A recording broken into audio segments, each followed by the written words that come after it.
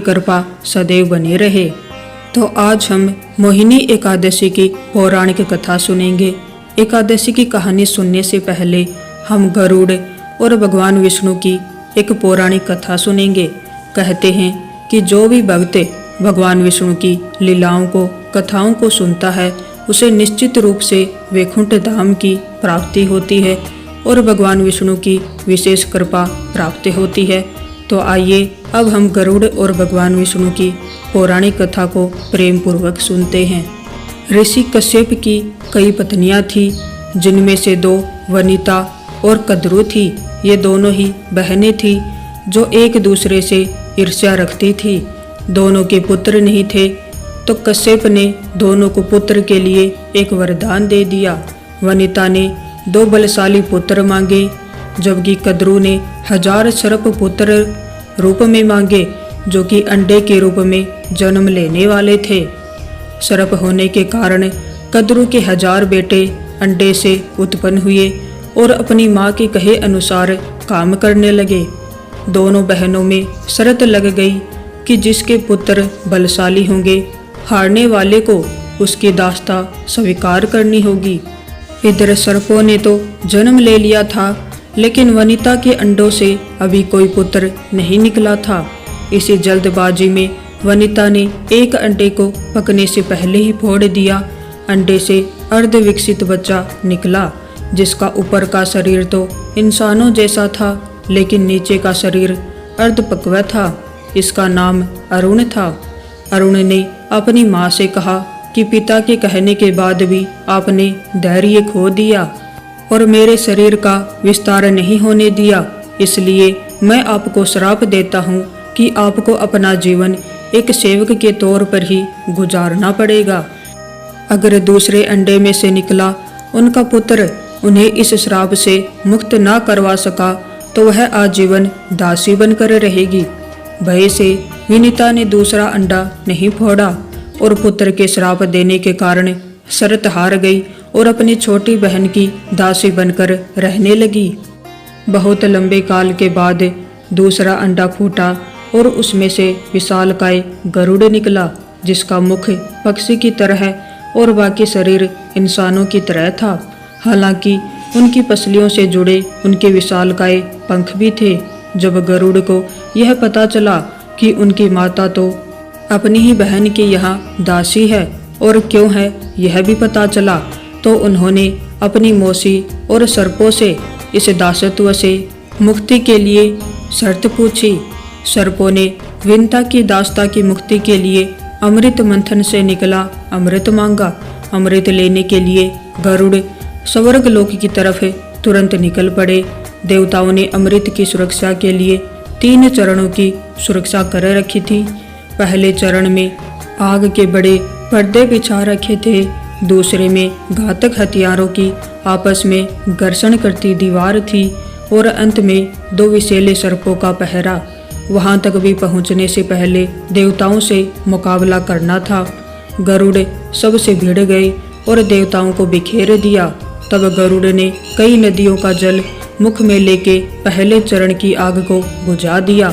अगले पथ में गरुड़ ने अपना इतना छोटा रूप कर लिया कि कोई भी हथियार उनका कुछ भी बिगाड़ न सका और सांपों को अपने दोनों पंजों में पकड़कर उन्होंने अपने मुंह से अमृत कलश उठा लिया और धरती की ओर चल पड़े।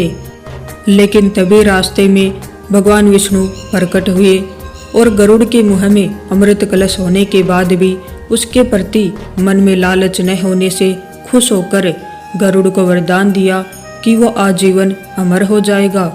तब गरुड़ ने भी भगवान को एक वरदान मांगने के लिए बोला, तो भगवान ने उन्हें अपनी सवारी बनने का वरदान मांगा। इंद्र ने भी गरुड़ को वरदान दिया कि वो सांपों को भोजन के रूप में खा सकेगा। इस पर गरुड़ ने अमृत को सकुशल वापस देने का वादा किया। अंत में गरुड़ ने सर्पों को अमृत सौंप दिया और भूमि पर रख कर कहा कि यह रहा अमृत का कलश। मैंने यहाँ इसे लाने का अपना वादा पूरा किया और अब यह आपको सुपुर्द हुआ, लेकिन इसे पीने के लिए आप सभी को स्नान करना होगा। जब वे सभी सर्प स्नान करने गए तभी वहां अचानक से भगवान इंद्र पहुंचे और अमृत कलश को लेकर के वापस चले गए। लेकिन कुछ बूंदें भूमि पर गिर गई जो घास पर ठहर गई थी। सर्प उन बूंदों पर झपट पड़े लेकिन उनके हाथ कुछ न लगा। इसी तरह गरुड़ की शर्त भी पूरी हो गई और सर्पों को अमृत भी नहीं मिला। भगवान विष्णु और गरुड़ की कहानी पूरी हुई। आइए अब हम मोहिनी एकादशी की पावन पवित्र कथा को सुनते हैं। धर्मराज युधिष्ठिर कहने लगे कि हे कृष्ण, वैशाख मास की शुक्ल पक्ष की एकादशी का क्या नाम है तथा उसकी कथा क्या है, इस व्रत की विधि क्या है, यह सब विस्तार पूर्वक बताइए। श्री कृष्ण कहने लगे कि हे धर्मराज, मैं आपसे एक कथा कहता हूँ जिसे महर्षि वशिष्ठ ने श्री रामचंद्र जी से कही थी। एक समय श्री राम बोले कि हे गुरुदेव, कोई ऐसा व्रत बताइए जिससे समस्त पाप और दुख का नाश हो जाए। मैंने सीता जी के वियोग में दुख भोगे हैं। महर्षि वशिष्ठ बोले, हे राम, आपने बहुत सुंदर प्रश्न किया है। आपकी बुद्धि अत्यंत शुद्ध तथा पवित्र है। यद्यपि आपका नाम स्मरण करने से मनुष्य पवित्र और शुद्ध हो जाता है, तो भी लोकहित में यह प्रश्न अच्छा है। वैशाख मास में जो एकादशी आती है उसका नाम मोहिनी एकादशी है।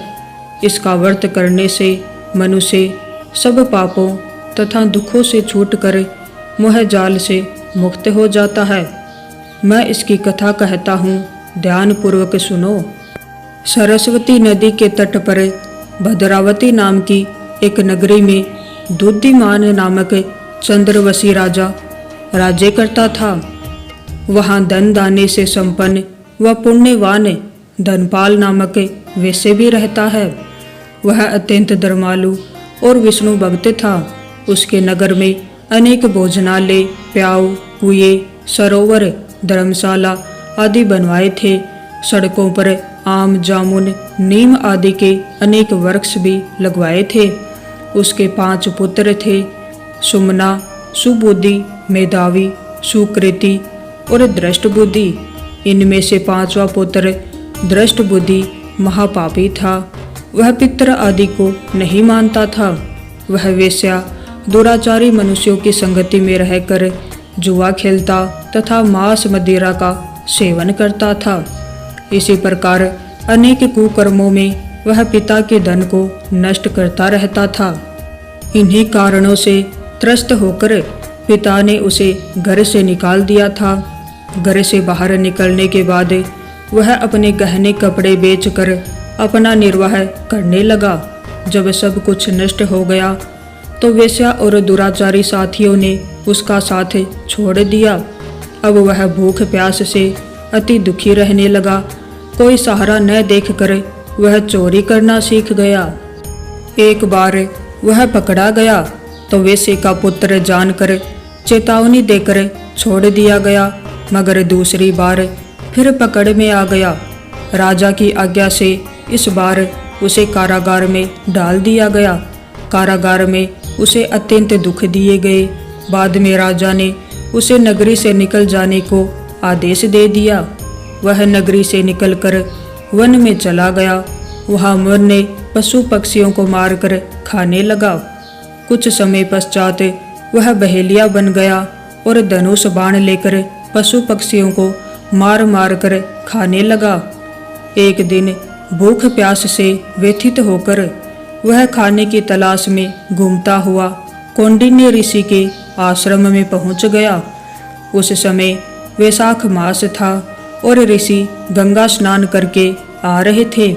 उनके भीगे वस्त्रों के छींटे उस पर पड़ने से उसको कुछ सद्बुद्धि प्राप्त हुई। वह कौंडिन्य मुनि से हाथ जोड़कर कहने लगा कि हे मुनि, मैंने जीवन में बहुत पाप किए हैं। आप इन पापों से छूटने का कोई साधारण बिना धन का उपाय बताइए। उसके दीन वचन सुनकर मुनि ने प्रसन्न होकर कहा कि तुम वैशाख शुक्ल की मोहिनी नामक एकादशी का व्रत करो, इससे समस्त पाप नष्ट हो जाएंगे। मुनि के वचन सुनकर वह अत्यंत प्रसन्न हुआ और उनके द्वारा बताई गई विधि के अनुसार व्रत किया।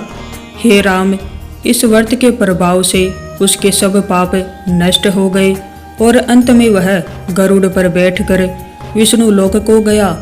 इस व्रत से मोह आदि सब नष्ट हो जाते हैं। संसार में इस व्रत से श्रेष्ठ कोई व्रत नहीं है। इसके महात्म्य को पढ़ने अथवा सुनने से 1000 गोदान का फल प्राप्त होता है। मोहिनी एकादशी की कथा समाप्त हुई। अब हम सुनते हैं एकनाथ महाराज की पौराणिक कथा। संत एकनाथ महाराष्ट्र के विख्यात संत थे। वह स्वभाव में अत्यंत सरल और परोपकारी थे।